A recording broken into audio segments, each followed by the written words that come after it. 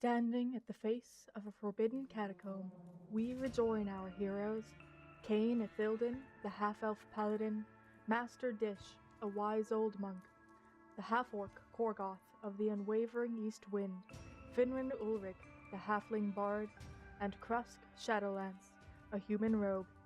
Their task, simple yet crucial: retrieve Titania's crystal from the Eladrin's cathedral district. No contact had been made in weeks, and the Eladrin are presumed dead. The crystal, the only artifact known to restore Fey energy to the Drow of Pastoria and the displaced Cordovan elves. This energy needed to power a demon-repelling barrier. And so, with the weight of nearly 100,000 lives on their shoulders, our heroes step forth, onward and upward. The catacombs lay bare before them. As they took their first steps through large, dust-covered doors, the chill of musty air filled their lungs. It was clear, despite the still-burning torches which lined each corridor, no one had stepped foot in these halls for a very long time. Krusk dropped low, commanding the powers he held to investigate further, while the others inspected each coffer diligently. A sign above the door read, in Elven, "Respect the dead, do not touch anything." Point of contention for the group, but it passed. Krusk made clear a loose casket sitting at ends along the first room, despite the thick layer of dust covering each square inch of the place. This coffin seemed pristine, the stone beneath it rubbed to an almost reflective shine. Krusk noted the wall behind the coffer, an illusion. Korgoth was first to action, jumping forward to test Krusk's theory. Luckily for his head, Krusk spoke the truth, and Korgoth went flying through the illusionary wall. Cain caught up to him, and the group ventured forward to investigate the hidden path. It seemed to lead down. A stairwell ushered them to continue, but when they tried, they walked downward for what seemed like ages. Cain, curiously, made his way back up the endless stairs, only to notice it seemed they had not moved at all. Another trap. Someone or something was trying to keep them out, and the bard, Finrod, had just the remedy for arcane arts. Swiftly he dispelled the enchantment, and at least the stairwell remained, now clear of any magic that bound it. But as they took their first real steps down, they suddenly heard a bell ring out in sinister chimes, imploring them to go no further. After little deliberation, and dispelling the enchanted staircase, the party descended into a growing darkness, unaware of what fate awaited them at such harrowing depths. Light grew dim as the catacombs turned dungeonous, each door before them locked tight. If not for their resourceful rogue, Krusk, such a task would prove difficult, but now all they had to do was worry about not becoming lost in a labyrinthian basement. What awaited them down there was nothing short of a gauntlet. Terrified screams and hurried, pounding footsteps seemed to guide them through, each room a new, vastly more dangerous trap. Obstacles abound, the group managed to persevere, winding around a rune-riddled hallway. Eventually they came upon a steel door, E0247, scrawled in Elven script once more. All these traps, every obstacle, was this place built to keep them out, or to keep something in? The bell rang once more to answer the silence, appearing in the room and urging the group to find the source of its voice. An amulet, given to the monk Dish by a mysterious celestial being, began to resonate. The hand of this ancient artifact finally moving, pointing the group north, and guiding their way up from the depths, back to the lit catacombs. In a moment of brilliant epiphany, both Korgoth and Dish realized where the amulet pointed them. Their fates, at the hands of the primeval demon Ekenthul, the master of darkness, a terrible beast, one that needed to be put down, or so Korgoth was informed. An answer in riddles told to them by the black-winged celestial Mortag. After some rest and deliberation, they decided to follow where the amulet took them. Reaching a small elevator, the party finally found their way out of the catacombs. But what this decision would reveal, they could never come back from. Opening up to a massive, multi-story atrium, it was finally clear they had reached a semblance of the surface.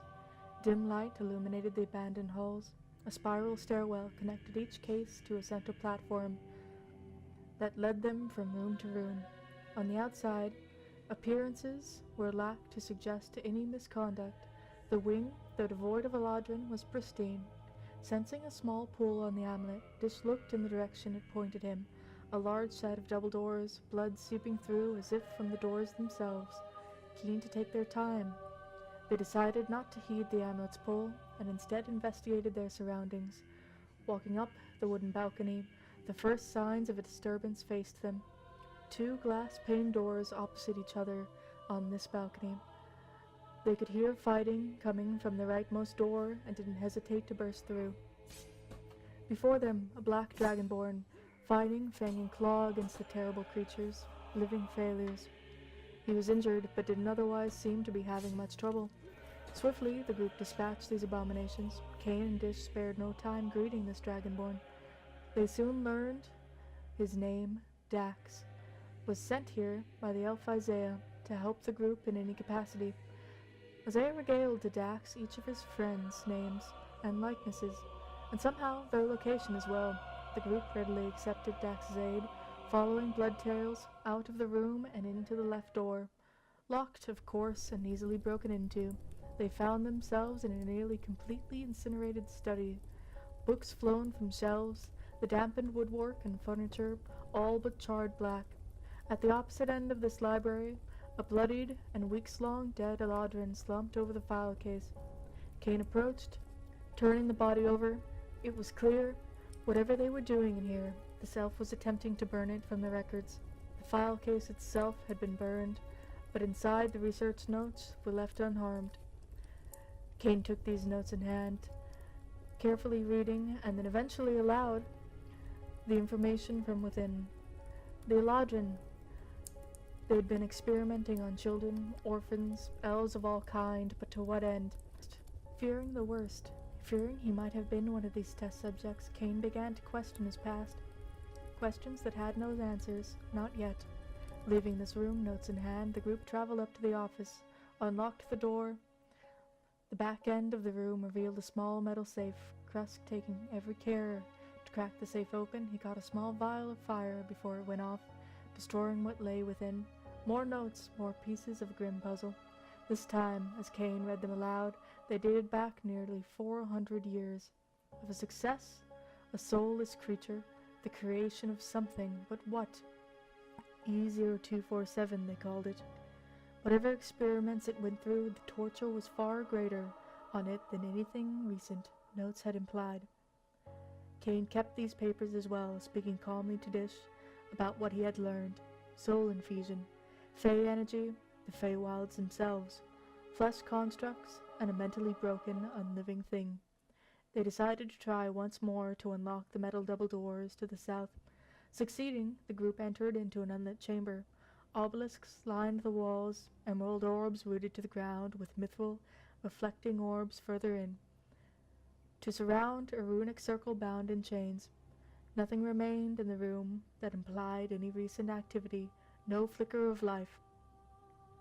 Kane, sensing a familiarity in the reflective orbs, laid his hand on its surface. Visions clouded his mind, voices clawed into his head like banshees of the past. None of it made sense. The world spun, and Kane fell to the ground, head pounding in agony. He would go on to rest his hand against 3 of the 4 orbs, memories flooding back, but on the last orb, a portal of abysmal darkness opened up beneath it, swallowing it whole. The bell chimed once more, and a voice echoed out that if he intended to know, he would have to find this voice. After a short rest, the group made their way to the wooden doors, debating heavily on how to proceed. The doors seemed to give them their answer, and opened up before them, revealing a room bathed in light. Columns and intricately designed tile give presentation to a stone elevator. 3 statues, each robed, surrounded a pedestal. One gesturing as if to ring a bell, one reading from a blank tome, and the other pointing down. Taking stand on the elevator, the stool revealed an ancient carving of a horned demon. Atop the pedestal, a small fitting just large enough to sit the amulet. Dish placed the amulet down. Korgoth, worryingly, prepared to ring the bell, and Dish handed Kane a tome he found within the catacombs, its pages completely blank. Before the group began, they heard a thud. Looking around, they saw Krusk on the ground, his right hand pressed aggressively around his throat. His left hand seemed to be struggling against it. It took the combined effort of Korgoth and Cain to free Krusk from his own suddenly strong grasp. Wheezing for air, he dismissed the event, assuring his brothers, Cain and Korgoth, that he was fine, but declining to be checked for good health. No one seemed to pry information out of him, and so walked on good faith that he was in fact all right. The ceremony continued. With the ringing of the sinister bell, Cain began to chant. Words leapt from his lips as his eyes glossed over. The elevator began to descend. Finrin, Dax, Korgoth, Krusk, Dish, and Cain prepared to ride it into the depths of darkness. And in darkness they fell, miles below and even further down, as they faced an ever-twisting stairwell, growing darker and darker still, until they were nearly blinded. They stood before a blackened door. Silence surrounded them like an unbearable weight. Whatever horrors awaited them on the other side of that door, there was no going back. They stepped through. The pungent smell of decay hit Cain and Dish, a darkness so thick they could only just barely make each other out, and certainly not their surroundings. Like an impenetrable fog, no light, not even from their spells, could cut through. Cain called out to his brothers, and yet no response. Dax the only one to answer, and even he could not see. In a panic, the three stepped forward, Cain rushing into the unknown, only to meet with the head of a battle axe. It was Korgoth, but he was not the same. Something had overcame him. His eyes glazed back. Dish felt forward for his ally, and managed to catch an arrow in flight. There was no mistaking it.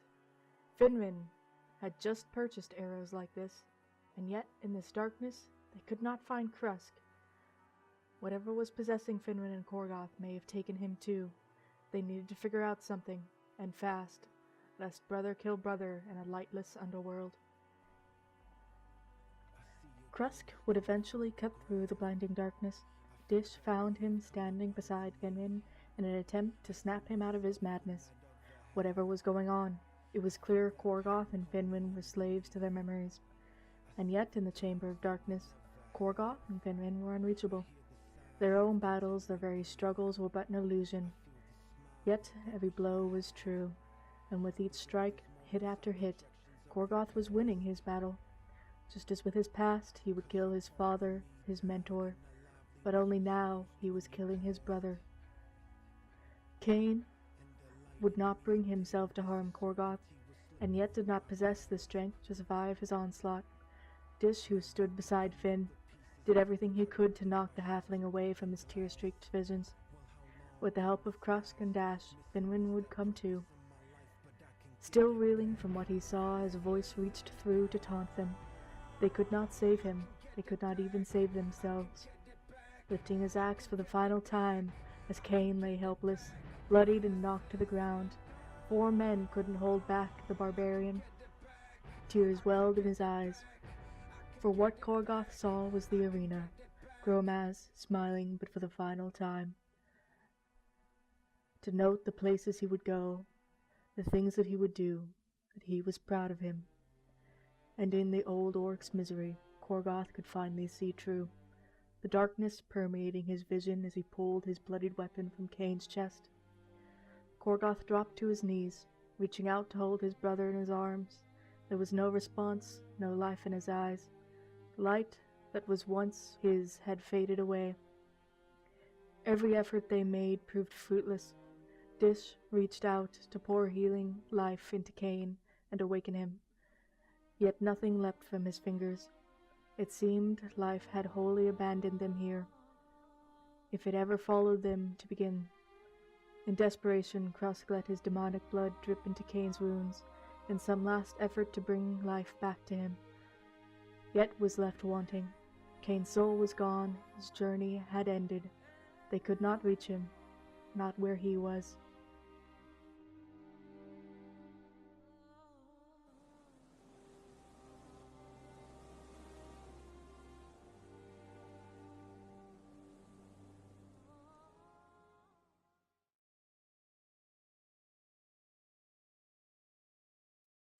After time alone, calling out to Cain, refusing to accept his death, something finally stirred. Dim at first, it grew stronger. In the darkness of that chamber, surrounded by allies, Cain drew in his first breaths again, light spilling over him, shining through his eyes as his wounds stitched miraculously together. Through the help of his brothers in arms, he returned to the worlds of the living, Celestia a dull memory. Yet the words of his friend would never be lost. Cain was back. They were alive. But their battle had only just begun. The darkness peeled away as a 10-foot-tall demon revealed itself, hooves hitting against the stone, its scold, eyeless gaze piercing through them. In surprise, the creature called out, accusing Cain of being an angel, of being him. Seeing a newfound light within the group, the demon wailed. Reality shifted once more around them, breaking and melting away. In an instant, they were transported to a hellish battlefield. On all sides, angels, warriors of light fought against demons, terrible foes of darkness, the mortal battlefield claiming life after life, thousands locked in an eternal conflict. Yet each one but an ethereal vision. Moving through the group's physical forms, the demon, revealing itself finally to be Edmunde, stood atop an incline, summoning by his side black-winged golden beasts, demons or fallen angels. The true battle had begun. Edmunde cried out. Clashing with wild abandon, taking falls, the black-winged beasts proved powerful foes, and Edmunde suffered no mistakes, punishing blows with a swing of his massive stone cleaver, weakening the group with every decision they made, taunting as if neither afraid of the mortals that stood before him, nor any longer of the so-called angel that had driven him to these fields. Finwë did all he could to prevent the catastrophe, mocking the demon, distracting Edmunde as Dish and Korgoth dispatched the beasts. Cain stood toe-to-toe with Edmunde, preventing him from going after the others, yet at the same time suffering injuries that would call him back to Celestia if they did not hurry. Meanwhile, in the mist, Crest called out to his own demons, offering his form in order to gain power. Looking for any way out, Crest couldn't allow Cain to fall again, and he would not. The demon within him, Thrall Havoc, answered readily. Taking over, twisting his form and blackening his blades, Crest has gained new power, incarnating within him. But he had lost control. Cain fell once more to his knees, Edmunde proving too strong. But for his actions in holding him off, the black-winged beast had been dispatched. Korgoth wasted no time.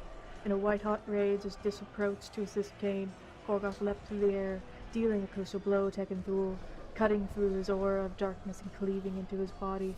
The world began to fall, reality shifting again in their stead, breaking apart, worlds colliding, and the skies fell down around them. They returned at last to the dismal chamber, Cain bleeding out on the ground. Edmunde, staggered and weak, dealt one last mortal blow to Dish before succumbing to the joint efforts of Krusk, Korgoth, and Finwë. And as he fell to his knees, he reached out a hand to the ones he had rendered at death's door. In everyone's surprise, he reversed what he had done, breathing just enough life into Dish and Cain to stabilize them. Slumping over, his form began to gray and harden. He locked lightless eyes with Cain. Face to face, at last he spoke. That he was mistaken, that Cain was no angel. Angels do not hate, they do not fear, and yet demons hated everything. Warning the paladin, as the yet lost reflective orb dropped out of the air and onto the ground behind Edmunde, drawing attention not only to it, but to a massive golden door which loomed over the chamber, a stark contrast. Before Cain could take the orb, Edmunde tried once more to dissuade his choice, that remembering could only bring pain, that the ones responsible had already fled, and there was nothing he could do there. But Cain would not be thwarted. He had come too far. With one last breath, Edmunde's body turned to ash, dispersing onto the floor and covering their feet. Cain wasted no more time. Though weak and injured, he forced himself just a bit further and touched the orb. Visions swirled in his mind. A greenish glow lit his hands and eyes. Soon it faded, and malice was clear in Cain's expression. As he promised to himself he would seek vengeance, faces burned into his memory. his identity stolen, and yet, with no time to fully process what he saw, the golden doors seemed to beckon him. But even as they did, his brother was in trouble. Krusk, eyes glowing red, was far from himself. Mad with power, he urged his brothers to take what he had. He had shown them what it could do, and he was prepared to share it with them. When they refused, his voice grew hoarse. Swirling darkness enveloped his twisted form. Krusk was plummeting into madness before their very eyes. In order to keep the beast from escaping, Cain surrounded Krusk with a barrier, through which demons could not escape, hoping to quell the anger. But this demon, in Krusk's voice, promised it was only trying to help, pleaded for freedom, for just a chance to show him what he could offer. Korgoth was primed to attack. Finrin had stepped away, his sights trained on the demon. Dish gave Cain space as he asked, and approached his brother. Without another word, Krusk grabbed Cain's arm. A shooting pain radiated throughout. Whatever black blood, black scars had been on Krusk, they too were being transferred to Cain. The pain rippled throughout his arm, until at last Dish stepped in, swatting away Krusk's hand with his pole. Cain was able to back up. They spoke in frantic tones, trying to figure out what to do, but Cain already had an idea. Blood rushing to his head, he lunged forward and tackled Krusk through the barrier. That perhaps this would force Krusk and the demon apart. To some avail, Krusk's form returned to normal. Although unconscious, he was breathing. The demon was nowhere to be found, and there were matters to attend to. Shrugging off the aching pain, Cain brought himself to his feet. Korgoth threw Krusk over his shoulders. It was clear they were running out of time. They had to make their choice. The gate stood before them. Whatever lay beyond could be of great aid, or only delay them in finding shelter, if they survived at all.